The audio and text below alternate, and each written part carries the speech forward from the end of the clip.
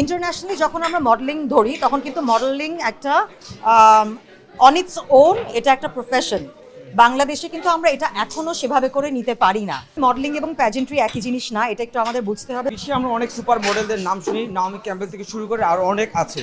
তো বাংলাদেশে মডেলদের যেটা শুরু করে পরবর্তীতে তারা অভিনয়ের দিকে ঝুঁকে যায়, মডেল তকমাটা তারা আর গায়ে লাগাতে চায় না, কেন? ইন্টারন্যাশনালি যখন আমরা মডেলিং ধরি তখন কিন্তু মডেলিং একটা অন ইটস ওন, এটা একটা প্রফেশন। বাংলাদেশে কিন্তু আমরা এটা এখনো সেভাবে করে নিতে পারি না। তো সেক্ষেত্রে দেখা যায় যে কোনো না কোনো ভিন্ন প্রফেশন বা ভিন্ন সেক্টরের দিকে ঝুঁকে পড়তেই হয়।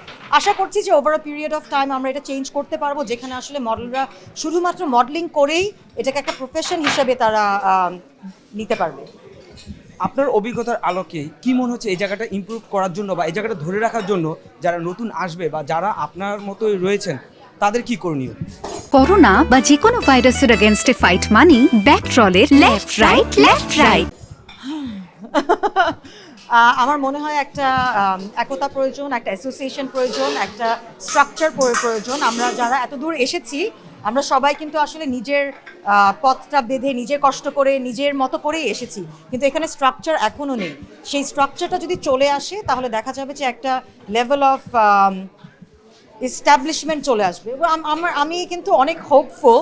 এখন যারা আসছে আমার মডেলরা যারা কাজ করছে তারা কিন্তু অনেক ভেবেচিন্তে আসছে, একটা অ্যাম্বিশন নিয়ে আসছে। So we are not that far away. আজরাপু, এটা কিভাবে দেখছেন? আমরা যদি বলি ইন্টারন্যাশনালি যে মিস ওয়ার্ল্ড বা মিস ইউনিভার্স, দুটো বিউটি পেজেন্টের পাশাপাশি এখন আমাদের অনেক মডেলরা আন্তর্জাতিক বিভিন্ন সুন্দরীর প্রতিযোগিতায় যাচ্ছে। এই সম্প্রতি তমা রশিদের কথাই যদি বলি, সেও একটা বিউটি পেজে গেছে। এগুলো আসলে দেশের জন্য কতটুকু সম্মান বয়ে আনে বা এই জায়গাটা কতটুকু বিশ্বস্ততা আসলে রক্ষা হয়? প্রথম কথা হচ্ছে মডেলিং এবং প্যাজেন্ট্রি একই জিনিস না, এটা একটু আমাদের বুঝতে হবে। মডেলিং একটা প্রফেশন, প্যাজেন্ট্রি কিন্তু একটা প্রফেশন না। প্যাজেন্ট্রিতে যারা আসে তারা কিন্তু যে কোনো এরিয়া থেকে আসতে পারে, যে কোনো জায়গা থেকে আসতে পারে। এটা ডক্টর হতে পারে, লয়ার হতে পারে, যে কোনো ধরনের মানুষই কিন্তু প্যাজেন্ট্রিতে পার্টিসিপেট করতে পারে। এটা হচ্ছে মেইন ডিফারেন্স। সেকেন্ড হচ্ছে যে একজন প্যাজেন্ট কুইন কিং যখন রিপ্রেজেন্ট করে বাংলাদেশকে, তাকে কিন্তু বাংলাদেশ হিসেবে পরিচিত করা হয় সেই মঞ্চে। তো সেই জায়গাটা থেকে একটা ব্র্যান্ডিং বাংলাদেশের কিন্তু স্কোপ সেখানেই তৈরি হয়।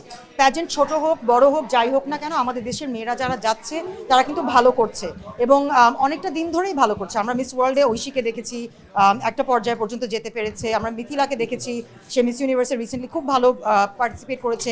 তমা একটা প্যাজেন্ট জিতে এসেছে। প্যাজেন্ট ছোট হোক বড় হোক যাই হোক, যখন প্যাজেন্ট পুরো ইন্ডাস্ট্রিতে বাংলাদেশের নাম অল্প অল্প অল্প করে আসতে থাকবে, তখন কিন্তু আসলে অর্গানাইজাররা খেয়াল করা শুরু করবে যে না, বাংলাদেশ বলে একটা দেশ আছে যেখান থেকে আসলে ভালো ভালো মেয়েরা, ভালো ভালো ছেলেরা, ভালো ভালো পার্টিসিপেন্টরা আসছে। কারণ আমরা কিন্তু এখনও প্যাজেন্ট ড্রিভেন কান্ট্রি না। আমরা ভেনিজুয়েলার মতো না, আমরা ফিলিপিন্সের মতো না, যেখানে আসলে কলম্বিয়ার মতো না, ইভেন ইউএস এর মতো না, যেখানে প্যাজেন্ট কুইন মানে পাগল হয়ে যায় তারা। প্যাজেন্ট কুইন যেরকমই হোক না কেন তাকে সাপোর্ট করার জন্য একদম পাগল হয়ে যায়। সেই জায়গাটায় আমরা এখনো যাইনি। সো আমাদের এখনকার যে মেয়েরা যাচ্ছে তারা কিন্তু এক অর্থে প্যাজেন্ট যোদ্ধা। তারা আসলে দেশকে সুন্দর করে রিপ্রেজেন্ট করে এমন একটা জায়গায় নিয়ে যাচ্ছে যেখানে পরবর্তীতে যারা আসবে তাদের জন্য পথটা সহজ হয়ে যাবে। অ্যান্ড অ্যাবাভ এভরিথিং এলস আমার এটা বলতে হবে, ওরা কিন্তু বাংলাদেশ, প্লিজ রিমেম্বার ইট।